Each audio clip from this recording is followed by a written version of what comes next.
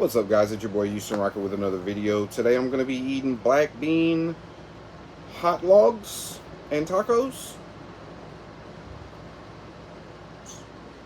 It's good. It's good. I got Valentina red onion on them. Earlier I had some with jalapeno. I'm not really feeling the spice right now, but I got some red onion pieces to eat with it. Shit, I left my Kool-Aid over here.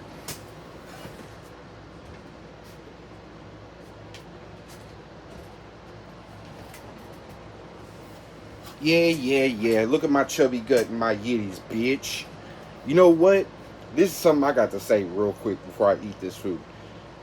Anybody that got something to say about the way I look, you can suck on this. Not my dick, not my yitties. This. Bitches suck on titties more than guys do, actually, sometimes. They be fucking around with the nips. They like a little yitty on a man. And then two, this ain't gonna last. This ain't gonna last. The rate I'm at, man. Fucking suck it. Alright. Oh. His cup is in the way. I'm gonna set it right here. Alright. I'm gonna eat my hot log first. It's not really hot. These are I took my medicine and I was like chilling, watching Ancient Aliens, and they started talking about demons molesting you while you were asleep, and something in me just like rose right up. I was like, I gotta get the fuck moving around. I don't know why, but I was just feeling kind of like and then they started talking about this guy on a cruise ship that got not molested, but he got like sexually overtaken by this little blonde with big eyes, and I'm like, god damn, that sounds familiar.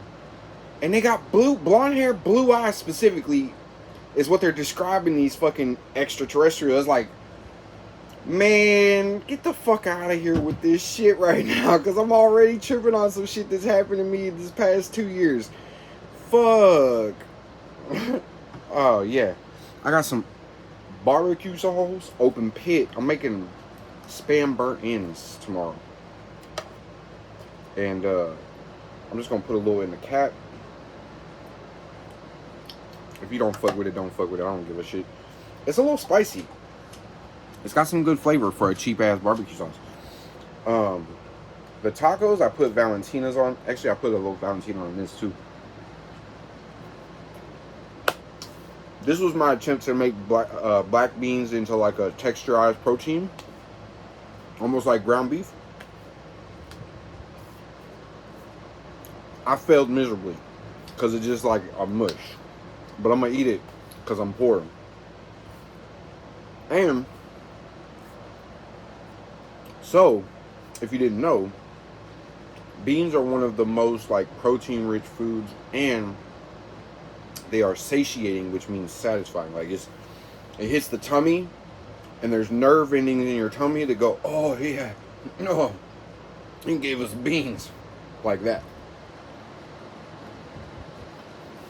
Your belly comes for beans. Your butthole, on the other hand,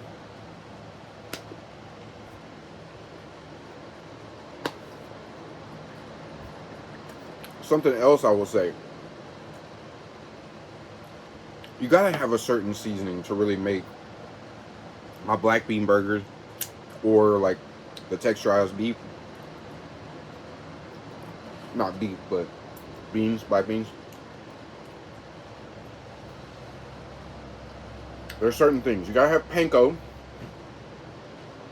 Gotta have egg. And gotta have hamburger seasoning from McCormick. Those three things, and a can of black beans, or some cans of black beans. If you do them by the bag and make them yourself, then you can season. That's what I'm gonna be doing next time. I'm gonna be getting bags of the black beans, soak them, let them cook in the slow cooker, season them, then mush the fuck out of them. And I'm gonna make like basically like ground beef kind of mixture. Texturized protein is what a lot of grocery stores say. It's not typically black beans though. Usually that's like soy or something else. I'm too corn fed for that. And I can't live off of junk food. I get too hungry too fast with junk food, and all it does is make me flabby. I don't like that. It was cool when I was younger because I didn't care, and it was like my emotional support food. But yeah, that was when I was younger.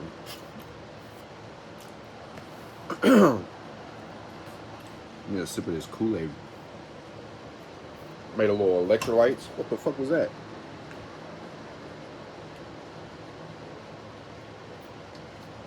We out in East Texas. It could have been anything. Leave a like if you get plugs that come into your house in Texas. If you're here in Texas. Cause like some people freak out about that shit, but you come down to Texas, it's like you just can't live here. If bugs bother you that much, like we got whole fucking seasons that bugs just come take over. June bugs, like it ain't been happening because they're fucking with the weather and shit, but like June bugs are a thing here. Fucking love bugs. Fucking. Then it rains pollen. I ain't never seen that shit. When you go outside during certain times in the fall or in the like spring or shit, sometimes even during the summer. It just depends. There's literally, you'll see cars covered in fucking green powder dust. Like, it's like, what the fuck is it? It's pollen. Like, Texas really be out here trying to murk its citizens. And the politicians ain't helping. Right now, if you're familiar with what's going on in Texas regarding the THC ban, there's a lot of people pissed off right now because all the smoke shops that were legally carrying product that literally everybody in the fucking state was using, that was causing alcohol sales to decline, causing tobacco sales to decline, causing cartel sales to decline. Illicit drug sales were coming in, more busts for illicit drugs. Obviously, marijuana was included with that, but they need to let it go. They need to fucking let it go. Make cannabis recreationally decriminalized. Put it back in the smoke shops and the gas station. Make regulations though. Make it to where gas stations can't be selling all the crazy shit. Okay, cool. They can sell pre-rolls only. You need a pre-roll? Go to a fucking gas station, bitch. Flour? Go to the smoke shop. We need fucking smoke shops with flour right now. That's what we need. This shit is ridiculous. Ridiculous. I've been fucking almost a month now without any goddamn flour, and it's bullshit. Actually, that's not true. That's not true. I did smoke a little CBG, but at the same time, that's bullshit. I shouldn't have to do that. I found some THCA, but it wasn't the best. It was Habibi stuff, which I'm not knocking. They get what they get what's popular. They get what they get. But like, we need smoke, man. Fucking Abbott, you're a bitch. Patrick, you're a bitch. Give us our smoke back, man.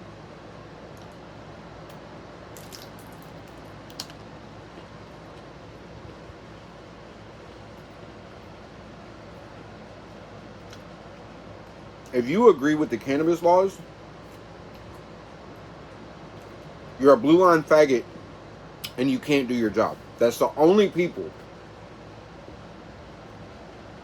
Oh, not having marijuana to search people, it makes it difficult. Do a better job.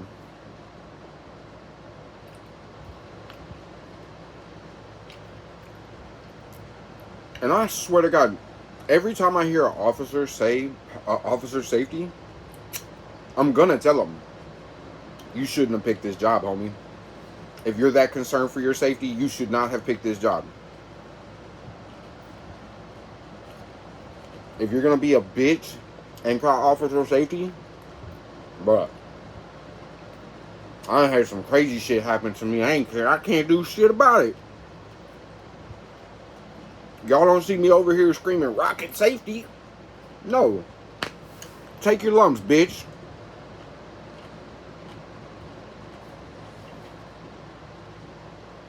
The thing is, though, when I get my fucking chance to clap back, bitch. Oh, man. Oh, I sure hate it for y'all. On top of that, when I get the chance to defend, y'all ain't gonna like what you see, because the beast in me comes out. I don't. As a kid, I had to deal with domestic violence, alcoholism. That's why I'm not a big drinker. That's why I won't put my hands on a woman for just any reason. If she gonna hit me, you goddamn right I'm about to defend myself. I'll even give you a couple shots, like I did with the last one. Bitch was giving me black eyes and bruises and lumps. But this is to say,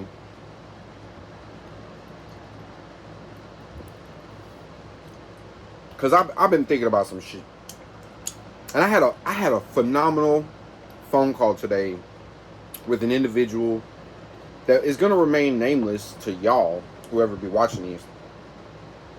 But that phone call went so fucking phenomenal, and despite what happens, I have no care of the outcome.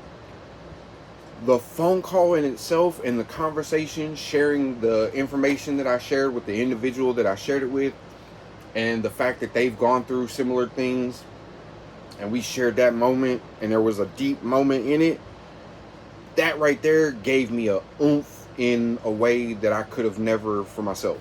And I gotta give that up to my fucking Heavenly Father.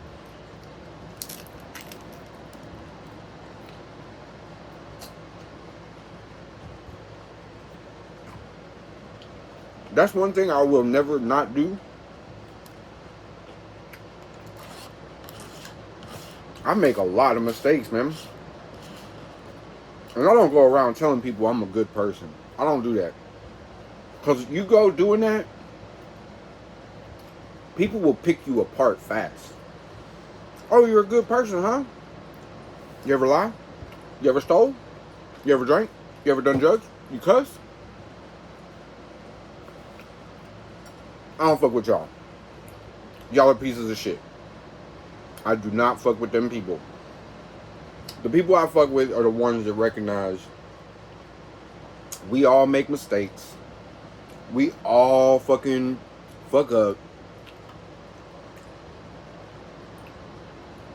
Sin is not the action, but rather the unwillingness to take action in situations that you really need to fucking take action in.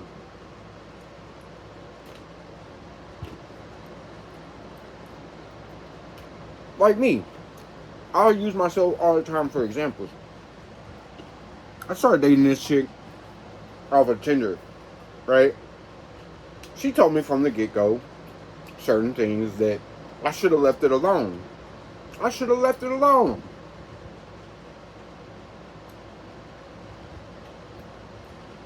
My goofy ass wanted the attention.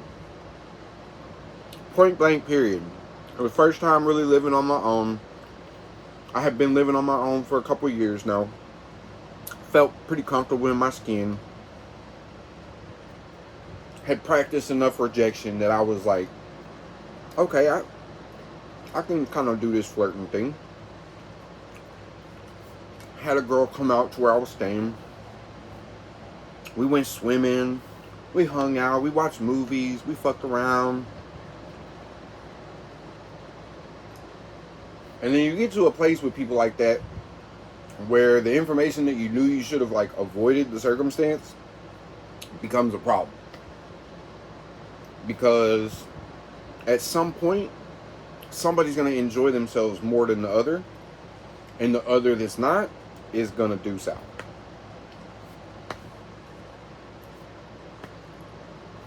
Adults tell it all the time. As children and young adults, we don't listen. We don't listen. We want the experience, right? Well, motherfucker, don't be sad when you get the experience. It sucks going through a lot of shit. I'm not gonna lie. I cried. I've had depression. I've been anxious. Shit, I still have feelings for a person that I knew I shouldn't have been fucking around with this person. They made it too easy to like just take the attention. And for me, I've never had that level of attention before. Even though it wasn't genuine, and even though it was very, very like performative and manipulative, I've never had that type of attention before. I'm being transparent. But those experiences stacked together, well, I get a whole different type of response when I actually talk to a woman now. If I choose to do that again, it's going to be from a place of ignorance from the whole jump street. The whole jump street. And the reason why I think we should approach so many more things as ignorant children, I think this is what the Bible even means. And a lot of other theologies, when they talk about to be or act as kids, we don't know shit. We don't know shit. We sit here and we stack our little records and we try to remember and we got our memories even, but them be foggy than a bitch. And then I gotta fucking throw this straw away. I've been fucking too busy being a sucker. Anyways, what I was getting at, right, is all over the place. But I promise you, if you follow the big ass circle, I took a course one day. And then that one day I listened to a woman speak. And she spoke like me. I want to meet her so fucking bad. Because I talk in circles. But at the same time, if you listen long enough, there's points to the circles that make a bigger point. And all of what I'm saying is right now there's a lot of information, a lot of knowledge, a lot of wisdom. I think it would behoove a lot of us to fucking like maybe start digging into that wisdom.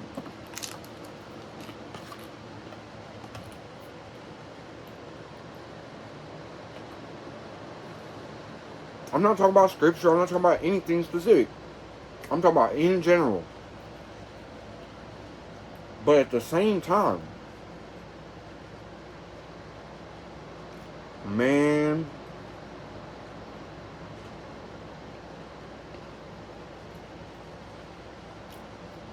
acting like I knew what the outcome was going to be did not get me anywhere close to what I thought the outcome was going to be.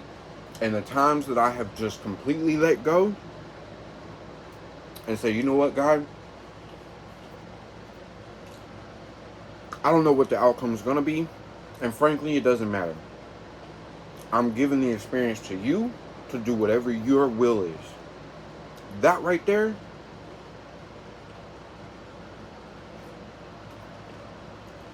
over and over and over and over.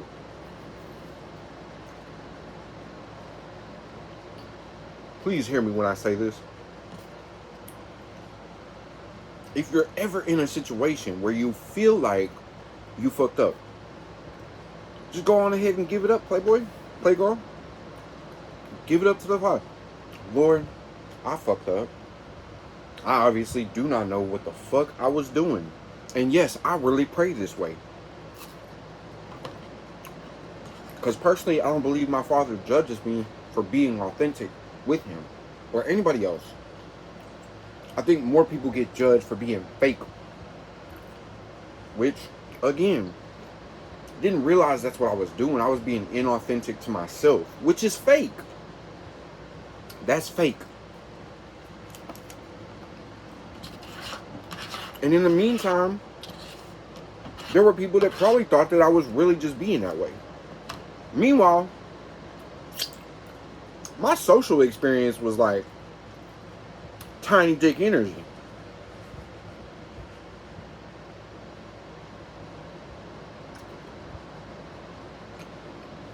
My ability to yap, non-stop. Putting bitches to sleep left and right. Had no clue the goofiness I was chasing after him.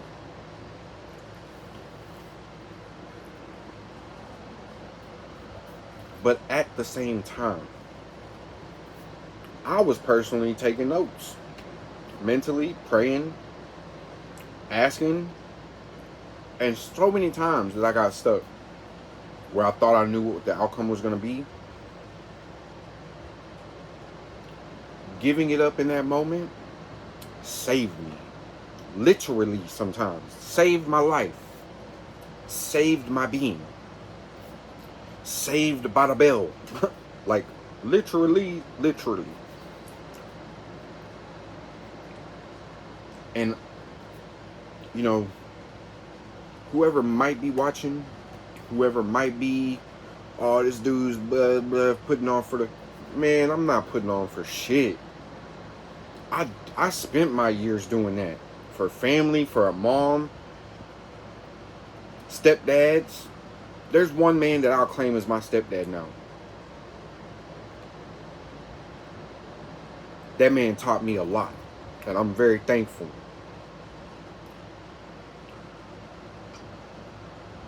It's the giving of a real authentic account of wisdom from another being that really you don't know the impact of until later on in life. Because I hated that man. I fucking hated that man when we lived with him. At first, he was cool. He was trying to, like, get my approval, and so he would take me shopping, buy stuff, and, you know, get me special snacks for after school, because he would pick me up, you know, when my mom couldn't get me and stuff, or when I missed the bus or couldn't ride the bus. But overall, my experience, I didn't show hardly any respect. And it's sad to say it, like, now, after both my mom and him are gone. But that's something that's been heavy on my heart. It's like, man, that is the one man that really taught you some useful shit. Because of that man, I can survive on my own in the woods if I ever had to. Fishing, hunting, trapping, gardening. I would not starve for sure. I know how to stock a pantry because of him. I know how to cook a lot more because of him. I learned watching my family too, but he really, like, showed me some of the science and the alchemy behind food. And please believe that shit is magical. Like, the right meal touch the soul. The wrong meal have you out head to toe. Get your itis. And them tonsils. You know what I'm saying? It happens. On purpose sometimes. People be serving up plates. There you go, big sleepy.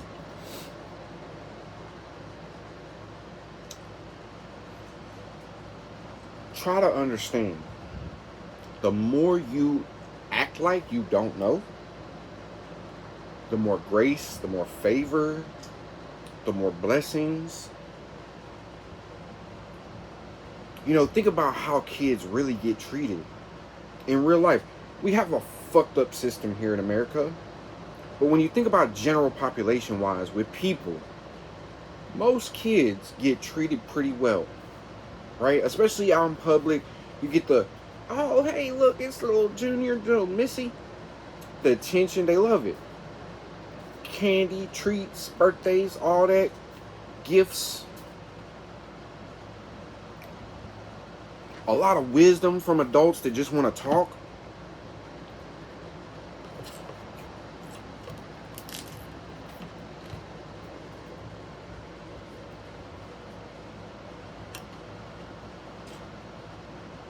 But you know what you don't get? Unless you make it happen, you don't just get memories of people.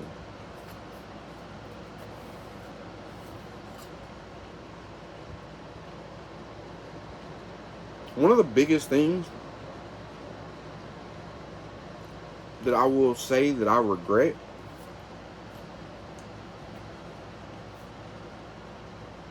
is that I didn't push my mom to try to make more memories with her.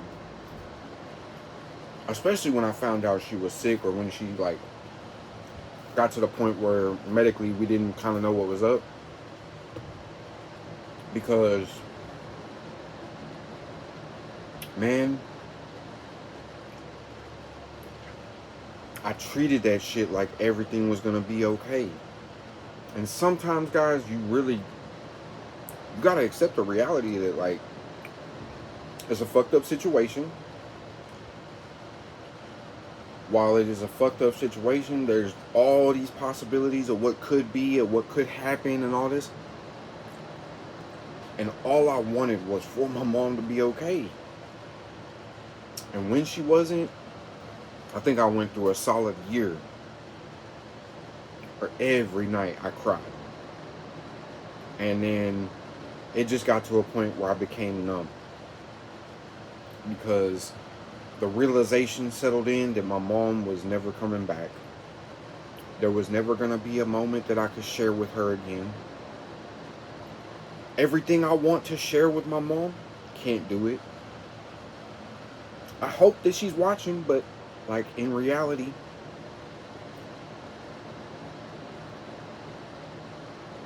I would have much rather had my mom. There's a lot of people that are starting to experience that in life. I experienced a lot earlier, and I'm sure there's people that experience it younger than me.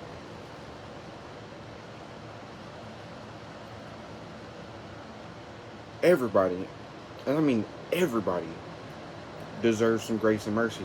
Sometimes the grace and mercy is, though, to be plucked from the game, to be removed from the board, to be taken from the place that you thought you wanted to be. It happened to me multiple times after she passed. Thought I wanted to be somewhere, man. I would much rather just be chilling at my house, in my bed, with my kitties, loving up some big black chunky pussy.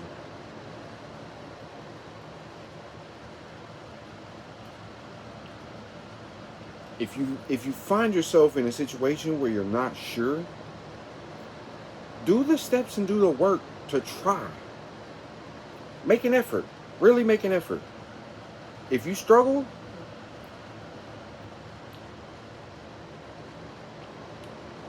that's a decision you gotta make at that point. I'm struggling. I can't do this. I wasn't prepared.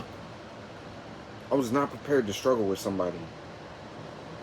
And frankly, I don't want to do that. I don't think that's a thing that, like, I don't think that's a thing that anybody really actually wants to do. So for me, it made more sense to leave people alone and figure out my struggle. And it sucks, but the people that really do care about you will show themselves faithful. The people that don't, do your best. Do as best as you can to let go early.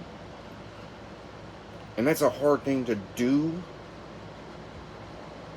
But when you see that sign, try to acknowledge it. When you see that happening, try to really acknowledge it, because it's gonna cost you more if you don't.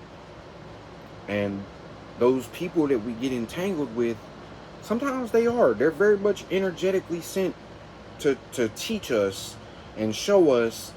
And I feel like it was the same way with me and that person and some other people that I've experienced. The thing is, it's not up to me to decide or hey, you learning your lesson? That's not my stick.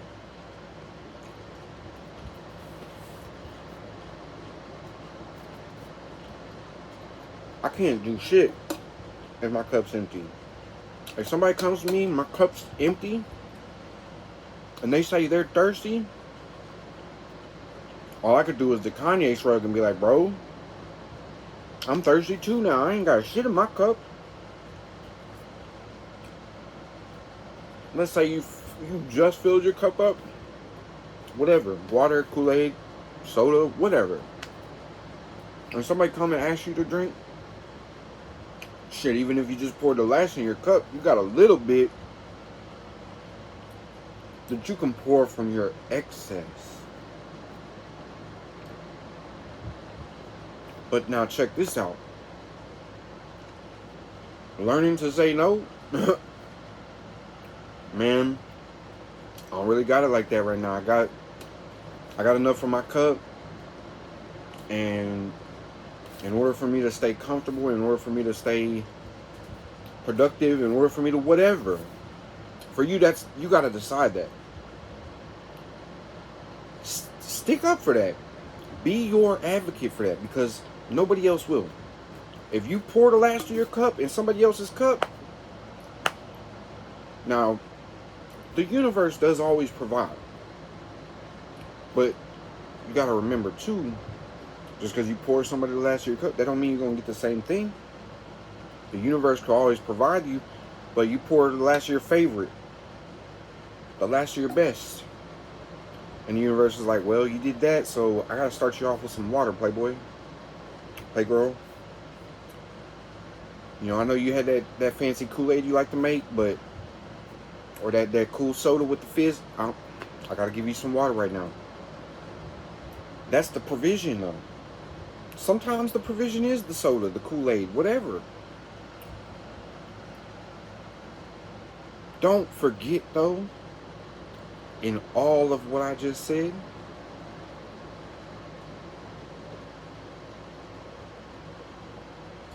oh, I got sweat under my titties. It's fucking almost 90 degrees still. Peace and much love, y'all.